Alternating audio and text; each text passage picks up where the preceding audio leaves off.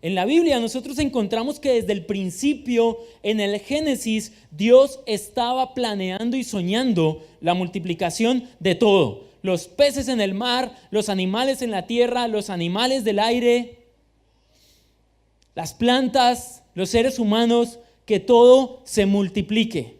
Dios dijo, llenen la tierra por completo. Eso se llama multiplicación. Expándanse, multiplíquense, tengan hijos, reproduzcanse, ensánchense, multiplicación.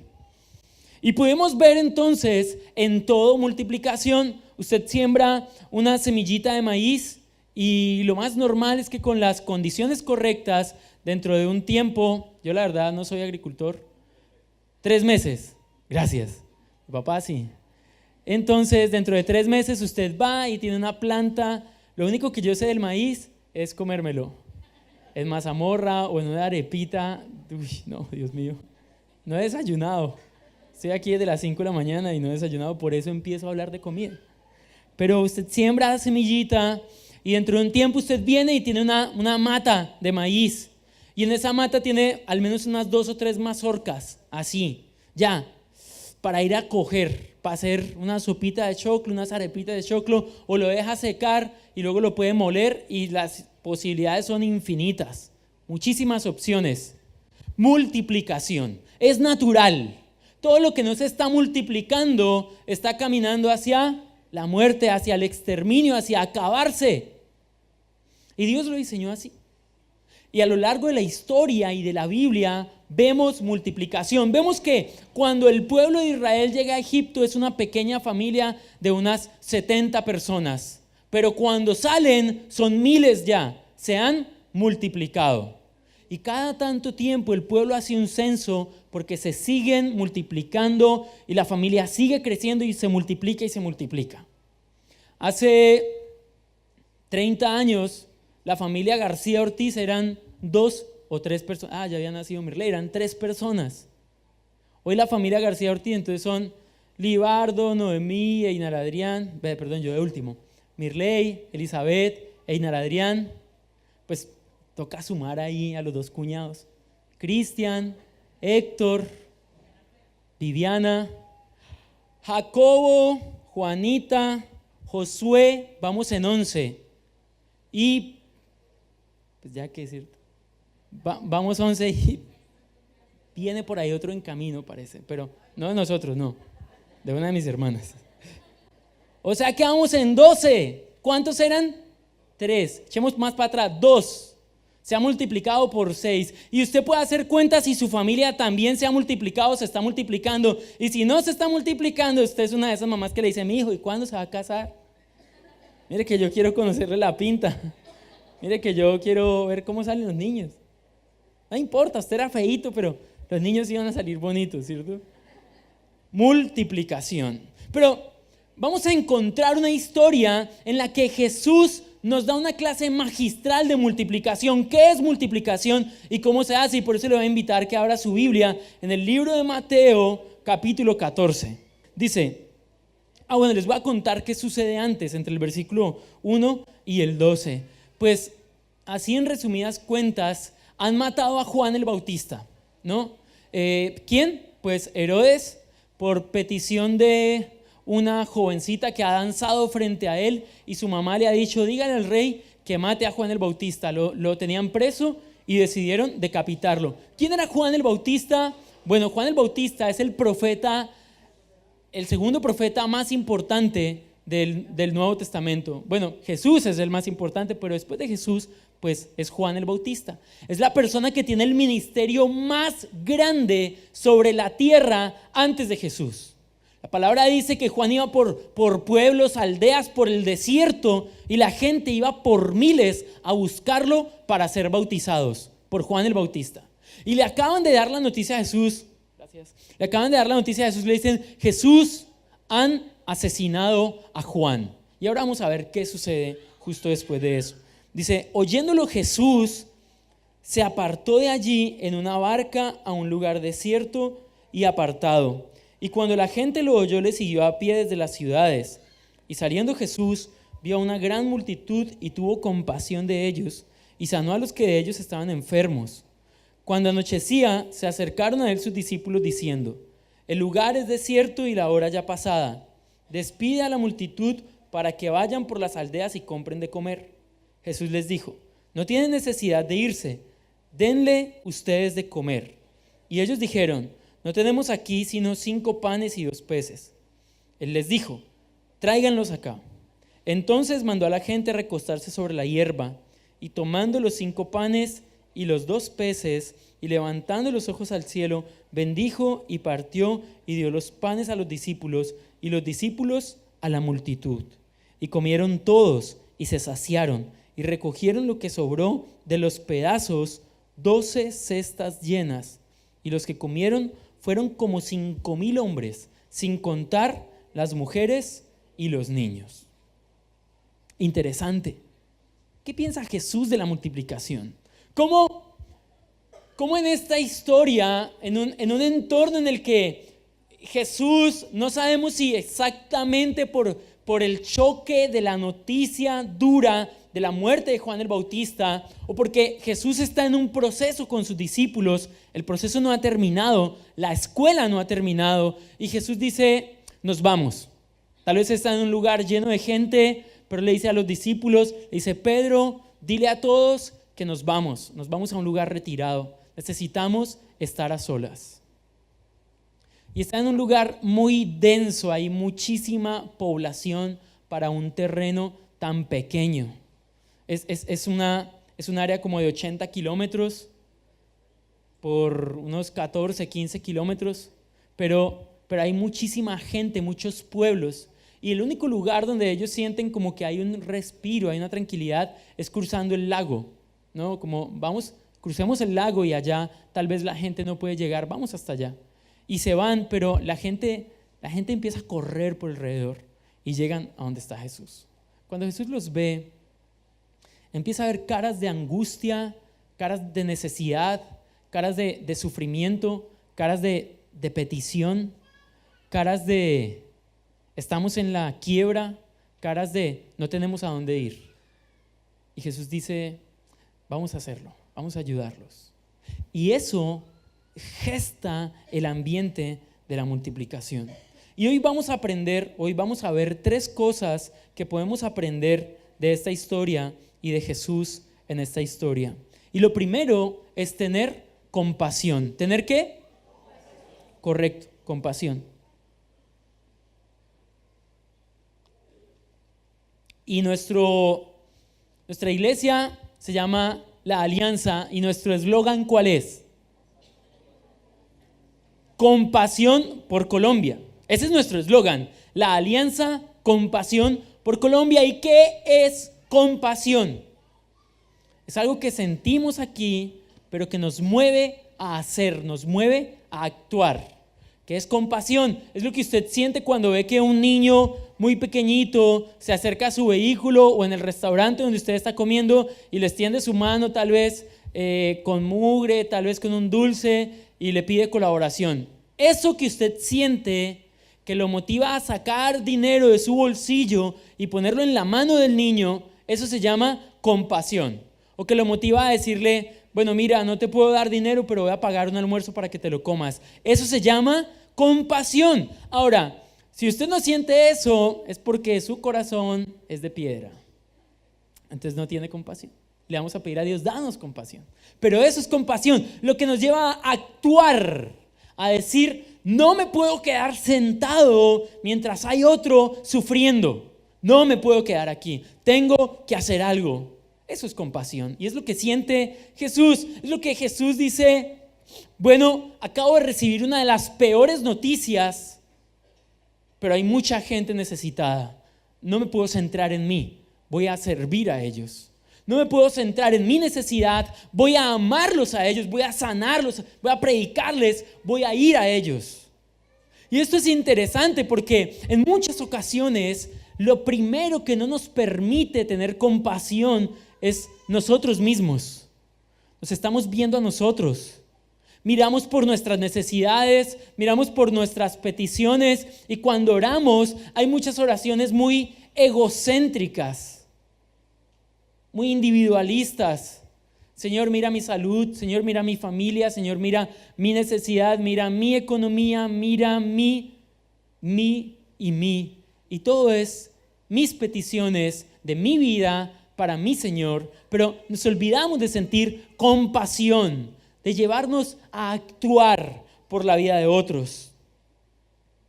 ¿Jesús se había apartado para estar solo? Seguramente sí. Si era por estar con la gente, pues se había quedado en un lugar público. Pero la compasión lo llevó a hacer algo. Y el texto dice que entre la multitud había tal vez enfermos. Dice, fue a la multitud y sanó a los que de ellos estaban enfermos. Pero quiero que pensemos en algo más. Y para eso les voy a pedir que vayamos a Marcos capítulo 6. Versículo 34. Dice, y salió Jesús y vio una gran multitud y tuvo compasión de ellos porque estaban como ovejas que no tienen pastor. Y comenzó a enseñarles muchas cosas. Importante. Marcos toma una perspectiva diferente, pero que no contradice lo que dice Mateo, sino que amplía lo que dice Mateo. Y entonces si cogemos el texto de Marcos y el de Mateo, lo que nos resulta es algo como lo siguiente.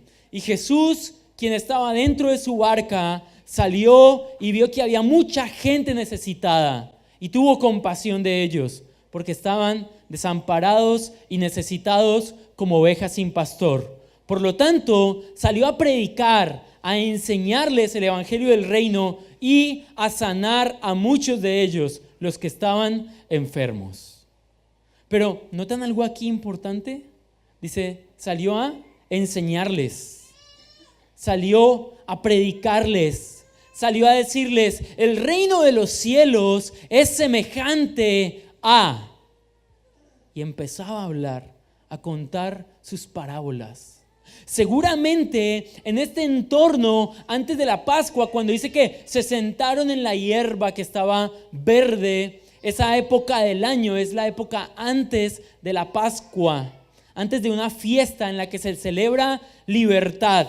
Y seguramente en este contexto se dan las predicaciones o algunas de las predicaciones de lo que nosotros conocemos en el libro de Mateo capítulo 6 como el Sermón del Monte, el Sermón de la Montaña, que es una recopilación de los mensajes, de muchos mensajes de Jesús. Seguramente ahí sucedió, pero quiero que nos fijemos en eso. Ve la necesidad y dice, les voy a predicar. Les voy a enseñar. Y esto quiere decir que usted y yo tenemos la solución del problema de mucha gente en nuestras manos. La palabra de Dios. ¿Saben por qué? Porque tal vez Jesús ve que en el rostro de una persona está la angustia de decir, mis hijos se perdieron. En el rostro de otro está la angustia de decir, mi hogar se acabó. En el rostro de otro está la angustia de decir, me acaban de detectar una enfermedad terminal. Tal vez en el rostro de otro ve la necesidad o ve el dolor de estoy en la quiebra económica. Tal vez en el rostro de otro ve rechazo social. Y podemos seguir nombrando. En otros ve pecados ocultos, en otros ve angustia, en otros ve depresión, en otros ve necesidad. Y así podemos seguir nombrando. Y yo creo la cara de Jesús diciendo, pobrecitos, necesitan de mí. Yo les tengo la solución. Y hay algo interesante aquí, es que les quiero preguntar, ¿nuestra ciudad está desamparada y dispersa? Yo creo que sí.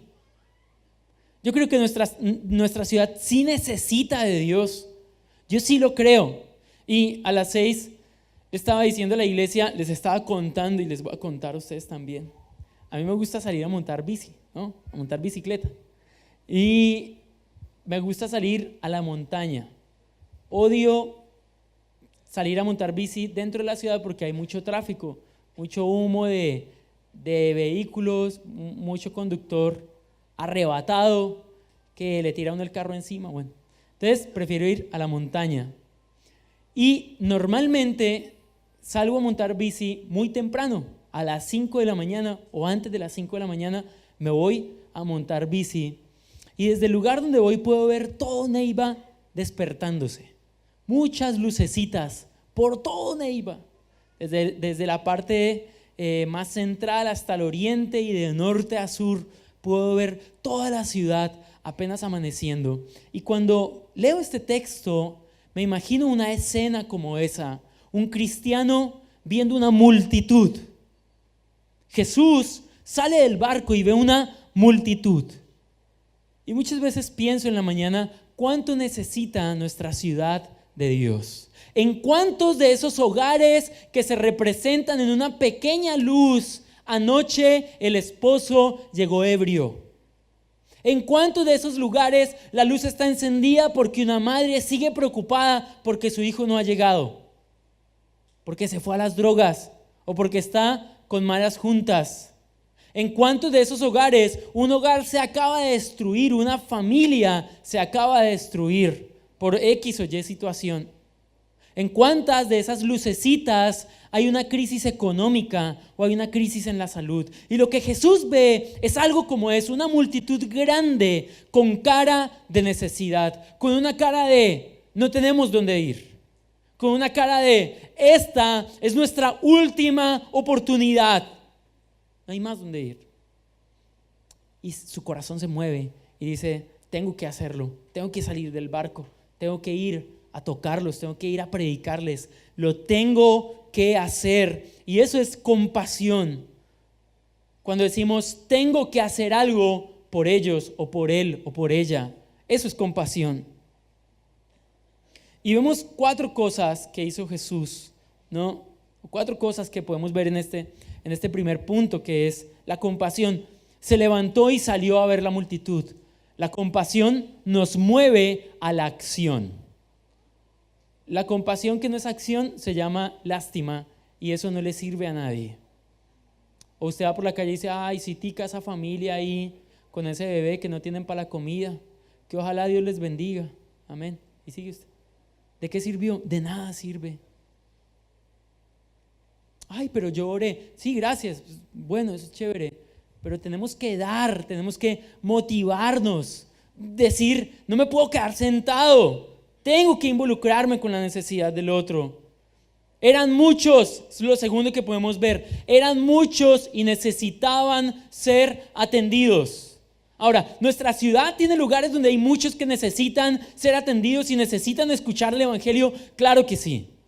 Grandes colegios, grandes universidades, grandes comunas, grandes barrios de nuestra ciudad necesitan ser alcanzados. Nosotros estamos trabajando y ahorita que arrancamos semestre estamos ya trabajando en grupos de vida en la Universidad Surcolombiana, en la Universidad Coahuila y estamos abriendo cooperativa. Y si usted conoce a alguien, ahorita al final déjenos el dato, cuando esté Jerónimo ahí en la mesita, déjenos el dato. ¿Por qué? Porque necesitamos. Porque Neiva necesita más y más grupos de vida en colegios, en universidades, en parques, en un café. Lo necesitamos en su casa. Nuestra ciudad necesita un grupo de vida. Necesita puertas abiertas para que haya salvación, pero también para que haya sanidad. Y eso es lo tercero. Jesús salió sanando personas. Y lo cuarto es predicando, enseñándoles la verdad, diciéndoles lo que les decía hace un momento, el evangelio del reino se parece a esto. Pero esto nos enseña algo muy importante y es que es imposible multiplicarnos si no hay compasión. Ahora, usted está llamado a multiplicarse como cristiano. Eso es de ahí, no es una opción. No es que dice, pues si Dios les mandó diciendo, los que ustedes quieran, pues vayan y hagan discípulos. No, es un mandato a todos los creyentes. Hagan discípulos. ¿Qué edad tiene? No interesa. ¿Qué estrato social? No interesa. ¿Qué estado de salud? Haga discípulos. Es que podemos y debemos ser usados por Dios. Podemos y debemos ser usados por Dios. Y vamos a leer un momento el versículo 15 y 16 de Mateo 14. Versículo 15 y 16.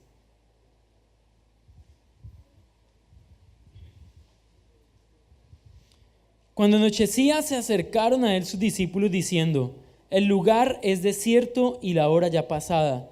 Despida a la multitud para que vaya por las aldeas y compren de comer. Jesús les dijo, no tienen necesidad de irse, dadle vosotros de comer. Y aquí hay algo interesante por varios aspectos. El primero es que los discípulos se acercan a Jesús tal vez preocupados, ¿no? Dicen: Jesús, pues mira, estamos lejos de todo y ya es tarde.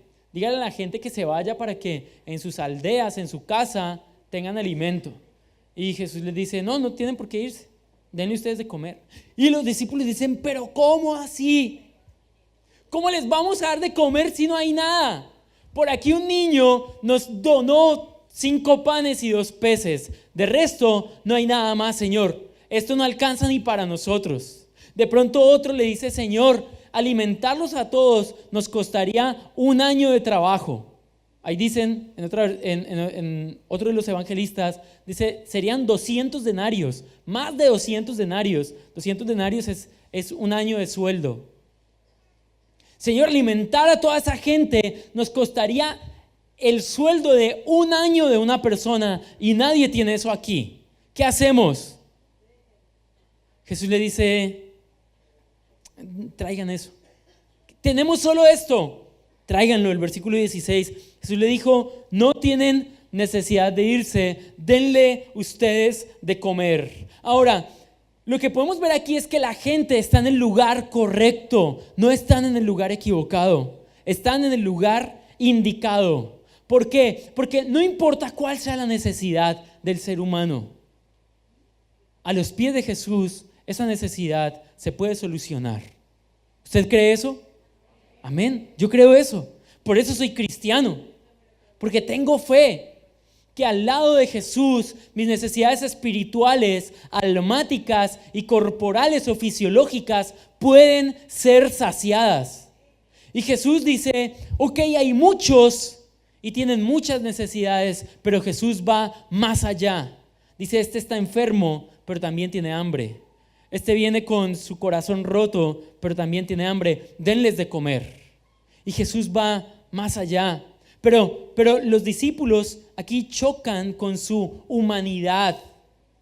Yo imagino a los discípulos diciendo: uy, esa es la comida de nosotros. De hecho, tocaba partirlo bien para que alcanzara para nosotros.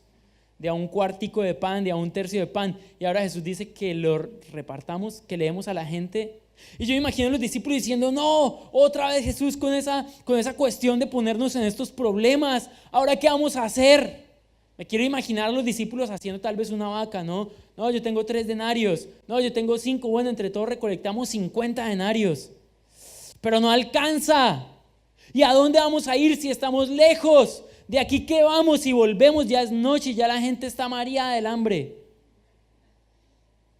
Y me imagino toda la situación que viene en este momento sucediendo, ¿no? ¿Qué podemos hacer? Pero los discípulos en ese momento son usados por Dios. Ellos deben resolver la crisis. Ellos tienen un mandato: denle ustedes de comer. Y ese es nuestro mandato. ¿Nuestra ciudad necesita de Dios? Sí. ¿Nuestra ciudad tiene hambre y sed? Sí. ¿Saben cuál es el mandato de Dios? Denle ustedes de comer. Y quiero que piense un momento en qué tiene usted en sus manos. Bueno, no justo ahora, tal vez tiene el celular porque tiene ahí la Biblia, pero ¿cuáles son los recursos que tiene usted?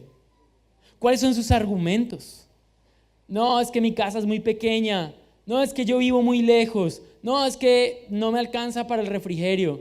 No, es que yo hago feo el refrigerio. No, es que no tengo amigos. No, es que nadie va a mi casa. ¿Cuáles son sus argumentos?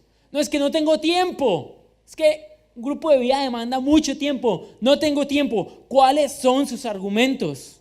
Porque los discípulos tienen que desenfocarse de lo natural y enfocarse en lo sobrenatural. Ellos tienen que dejar de ver 5 panes y 2 peces para ver miles de panes y miles de peces con sus mismos ojos. Y eso es algo que usted y yo tenemos que empezar a hacer, desenfocarnos de lo natural y enfocarnos en lo sobrenatural. ¿Cuándo sucede esto? Cuando Jesús abre sus manos, las levanta al cielo y levanta su cara al cielo. Esa posición es de agradecimiento, es de rendición ante Dios. Y ahora ellos entienden: ok, no son los 5 panes y los 5 peces en nuestras manos, sino en las manos de Dios. Ahora, gran parte de los límites que nosotros tenemos son límites que nosotros mismos nos pusimos. Son límites que nosotros mismos fabricamos. Es que no tengo tantos años en el cristianismo, es que no conozco mucho la palabra, es que mi familia no es una familia ejemplar, es que mi casa es pequeña, es que no tengo tiempo. Todos son límites que nosotros mismos nos ponemos. Todos son paredes que nosotros mismos fabricamos. Y ahora nos sirven como excusa para decir, no, Señor, no soy yo, es otro. No, Señor, sigue buscando. Y el Señor diciendo, vamos a predicar. No, Señor, sigue buscando. Toca en la puerta del lado. Porque nosotros mismos hemos fabricado nuestros argumentos. Tal vez, ¿cuántos líderes de grupo de vida de aquí levanten su mano? Los líderes de grupo de vida, levanten su mano. Bien, les voy a dar un aplauso. Démosle un aplauso a todos.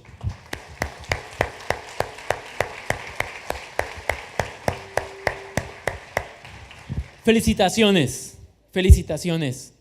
El trabajo que ustedes hacen es muy importante en esta iglesia y en nuestra ciudad. Súper importante. Ustedes no se alcanzan a imaginar cuán importante es, aunque ustedes mismos crean que es muy importante, es más importante de lo que ustedes pueden llegar a imaginarse. Y tal vez usted dice, bueno, eso de multiplicar, lo sueño, me lo imagino, pero tengo una pregunta. ¿Cómo puedo multiplicar el grupo? ¿Cómo puedo hacerlo? Preguntémosle a Jesús. Es más, dejemos que ese trabajo es de Jesús. Hagamos nuestra parte solamente. Y esto nos lleva al tercer y último punto. Y este último punto es entregarlo todo. Entregarlo todo.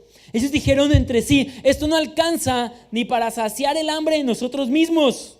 ¿Y estaban en lo cierto? Sí, estaban en lo cierto.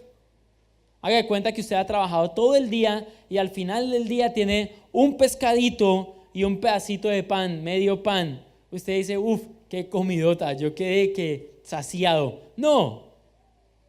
O sea, ¿la comida alcanzaba para ellos? No, ni para ellos alcanzaba. Ahora, ellos ven 8,000 personas. No, Señor, esto es mucha gente. 8,000, suponemos que son 8,000 porque dice 5,000 hombres sin contar mujeres y niños. Señor, tanta gente, solo hay 5 panes, 2 peces, esto alcanza para nosotros nada más. Diles que se vayan. Ahora, ¿había algo? Sí, había algo. ¿Había recursos? Sí. Que a los ojos de los discípulos parecen poco y muy pequeño, eso es otra historia. Pero que había recursos, sí, había recursos. Esos recursos naturales son vistos con ojos naturales. Los discípulos dicen, a ver, aquí yo veo 5 panes, 2 peces. Si me hago más lejos, veo 5 panes y 2 peces. Pero esperemos a ver qué sucede si me acerco un poquito. 5 panes y 2 peces. Jesús, esto no va a alcanzar, hermano. No alcanza. Hermano. No alcanza. Ven los recursos desde su perspectiva. Están en un desierto, no hay tiendas. Dice Jesús, ¿de dónde? No hay tiendas. ¿Y saben por qué piensan así? Porque nunca antes habían visto una multiplicación de panes y peces. Jamás. Lo único que medio rondaba por ahí en el inconsciente colectivo del pueblo judío era una historia muy vieja, milenaria ya, de un hombre llamado Moisés en el pueblo de Israel, orando y viendo maná caer del desierto. Y pues carne, ¿no? Codornices. Perdón, cayendo del cielo en el desierto. Eso es lo único que rondaba, y tal vez algunos de ellos dicen, no, pero el maná se acabó hace miles de años. ¿Cómo vamos a comer todos aquí? Esto es ilógico. Esto es inconcebible. Están viendo las cosas desde una forma natural. Pero Jesús les pide todo. Jesús les dice, denme los 5 panes y los 2 peces. Jesús, no podemos partir por mitad, le damos un pescado y 2 panes y medio, y si no resulta el milagro, pues nosotros nos quedamos al menos con comida para nosotros. Ojo, nosotros, usted y yo muchas veces pensamos así. Decimos, Señor, pues yo sí me comprometo, pero por parte, porque si no resulta, pues no quedo en vergüenza, ¿no? Señor, pues yo sí me meto a grupo de vida, pero no de líder, yo voy de apoyo, porque si el grupo de vida se cae, pues yo no era el líder, ¿sí? No le creemos a Dios que Él lo puede hacer. Señor, pues yo abro mi casa, entonces hay pastores que tienen un montón de casas para abrir grupos, pero no tienen líderes. Señor, yo abro mi casa, pero que venga y lidere otro, porque yo no puedo. Y si la cosa no funciona, Dios, pues yo solo arriesgué la casa, pero no arriesgué mi buen nombre ante la sociedad, por ejemplo. Pero Dios dice, no, démelo todo. Traigan los 5 panes y los 2 peces. Señor, nos quedamos sin nada. Tranquilo, póngalo aquí, póngalo en mis manos. Retenerlo en su poder siempre sería lo mismo. Los 5 panes y los 2 peces en las manos de los discípulos siempre iban a ser 5 panes y 2 peces, nada más. Pero en las manos de Jesús la historia era diferente. Entregarlo es un acto de fe. Entregarlo es un acto de decir, mira, en mis fuerzas esto siempre será lo mismo, pero confío en ti porque lo puedes hacer mejor que yo.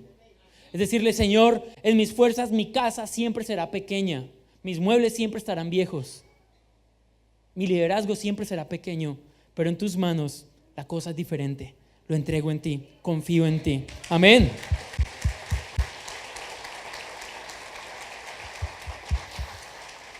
Y lo que vemos ahí es que Jesús los lleva a otro nivel. Jesús les cambia el chip. Jesús les cambia la forma de pensar. Los discípulos están ahí asombrados. ¿Qué sucederá? Eso está sucediendo en público. Ojo, ya Jesús les dijo, díganles que se sienten. ¿Saben cuándo mandaba a alguien a sentar y por grupos? Marcos dijo, díganles que se hagan por grupos y que se sienten. ¿Sabe cuándo alguien mandaba a sentar la gente en grupos? Cuando les iba a dar comida, nada más. De resto le decía, siéntense como quiera o váyanse o hagan lo que quieran, o quédense de pie. Pero cuando alguien decía, por favor tomen asiento, siéntense por grupos, divídanse por familias o divídanse por tribu, es porque les iban a dar comida y ya estaban ahí. Y los discípulos, ¿se imaginan ustedes a Pedro, por ejemplo? El man que era así como todo arrebatado, como que...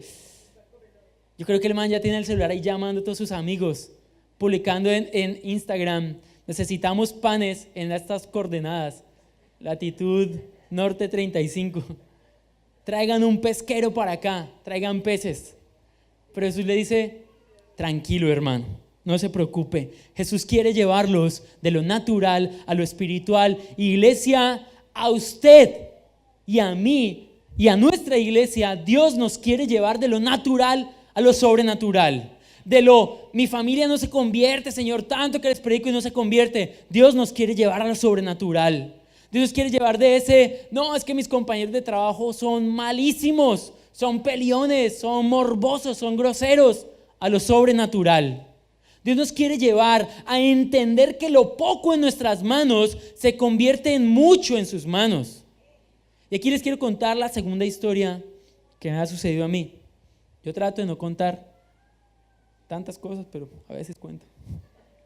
Cuando nosotros abrimos un grupo de vida de parejas, mire, ese grupo de vida está súper, súper bueno. Pero cuando abrimos el grupo de vida de parejas, invitamos hartas parejas, mi esposa y yo.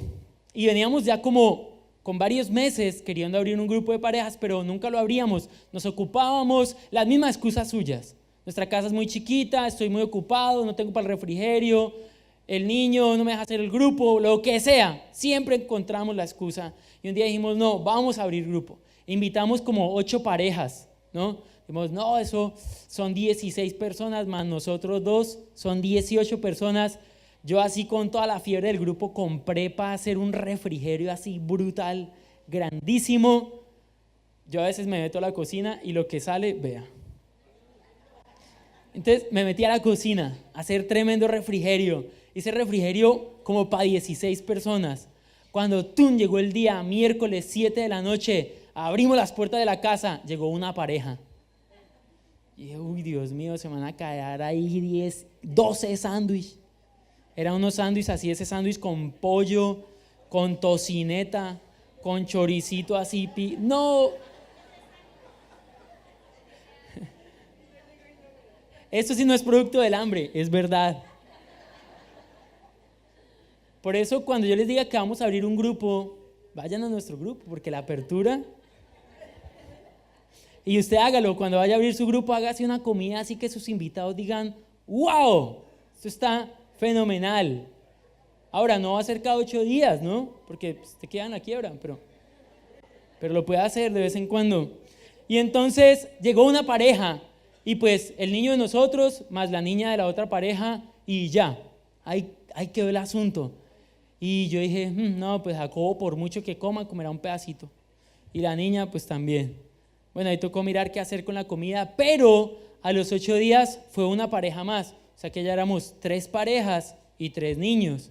Y a los 15 y a los 20, y hoy somos como entre unas 12 y 14 parejas. O sea que ya nuestro grupo es grande, lo vamos a multiplicar. La próxima semana se abre otro grupo que sale de ese grupo de vida. Pero ojo, esto sucedió ¿cuándo? Cuando dijimos, Señor, mira, somos pocos, pero en tus manos podemos ser muchos.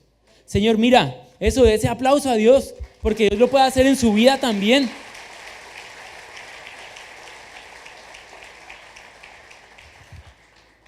Y en último lugar, Jesús los desafía a conocer la forma en que Él va a obrar. Y yo quiero desafiarlos hoy a experimentar la forma en que Jesús puede obrar. Abra su casa, inicie. Miren, nosotros en Alianza Joven tenemos líderes de grupo de vida jovenciticos. Gaby acabó de levantar su mano. Gaby es una adolescente, tiene como 14 años. 15, ya es adulta. Tiene 15 años, está liderando un grupo de vida. Y vienen pelados aquí a la iglesia. No hay limitaciones. Usted debe salir hoy de este lugar diciendo, si ya es líder, póngale fecha a la multiplicación de su grupo. Póngale fecha, empiece a hacer su parte, que Dios no lo va a dejar quedar en vergüenza y Él va a hacer la suya. Y si usted no está vinculado a un grupo de vida, mínimo salga de este lugar convencido de ser el apoyo de un grupo de vida y un prospecto de líder. Mire, no interesa si usted lleva 3 meses viniendo a la iglesia, ya lo puede hacer porque no es usted, es Dios. Los discípulos ven que los panes y los peces en las manos de Jesús empiezan a multiplicarse. Y tal vez se codean y dicen, mire las manos de Jesús en el cielo. Él tomó 2 peces, pero mire, ahí yo veo 4. El otro le dice, no, ¿cuáles 4? Yo veo 8 ya en la mano de Jesús. Pásale una canasta. Entonces le pasan la canasta y empieza Jesús. No, mire, sigue sacando, sigue entregando, ¡wow! Esto es increíble. Los discípulos no lo podían creer. Usted y yo no lo podríamos creer de verlo ahí. Pero Jesús lo pudo hacer. Y yo creo que en nuestra vida, en nuestra familia, en nuestra iglesia, Él lo puede hacer. El Señor nos reta a dejar de amarrarnos a esos límites naturales. Y Él dice, rompe hoy esos límites naturales, porque cuando los rompas, vas a ver cosas sobrenaturales suceder. Y quedarás asombrado. ¡Wow! Yo digo, es impresionante cómo se abren las puertas del cielo. Cuando usted dice, yo me vinculo a eso, yo siento dolor por la gente que se está perdiendo, Dios dice, a mí también me duele, estamos en un mismo sentir. Y Dios empieza a derramar bendición. Y usted dice, wow, a mí me daba pena hablar en público, pero en el grupo de vida Dios me usa. Usted dice, wow, me atreví a orar por la sanidad de esa persona y se sanó. Esto es increíble. En la sala de mi casa nunca me había imaginado que ocurrieran milagros, pero están sucediendo. Y usted dice, wow, Dios, tú eres grande, tú eres misericordioso. Yo creo que si Dios lo hizo en la orilla del mar de Galilea, Él lo puede hacer en su vida, en su familia, en su casa. Y lo voy a invitar que esté sobre sus pies. Y vamos a orar y vamos a decirle, Señor, no soy yo, eres tú. Señor, no son mis fuerzas, eres tú. Y yo quiero decirle algo y póngale la firma a esto. Si usted lo hace en sus fuerzas, pueden pasar muchas cosas. Se puede cansar, se puede agotar, puede fracasar y puede decir, esto no tiene sentido. Pero si usted entrega sus recursos, no importa cuáles sean. Señor, es que yo apenas estoy iniciando en la universidad. Vincúlese. Señor, es que acabo de llegar al barrio, es que mi casa es pequeña, lo que sea, no importa. Señor, es que no me queda tiempo. ¿Qué tal un grupo de vida a las 5 de la mañana? Yo discipulé a un primo mío a las 5 de la mañana montando bicicleta, aficionado el tipo así, para montar bicicleta, llámenlo. Entonces yo le decía, bueno, va a ir a las 5 de la mañana a la montaña conmigo. Entonces decía, así hágale. Llegábamos a la cima de la montaña, sacábamos nuestra Biblia, hacíamos un devocional y orábamos juntos. Él tuvo que salir de la ciudad, está trabajando en otra ciudad, pero se está congregando en una iglesia. Lo podemos hacer, no hay límites. Solo me queda la hora del almuerzo, hágalo. Señor, nosotros hoy queremos venir delante de ti. En primer lugar, a decirte gracias, porque cada vez que nos acercamos a tu palabra, las estructuras mentales, los límites mentales,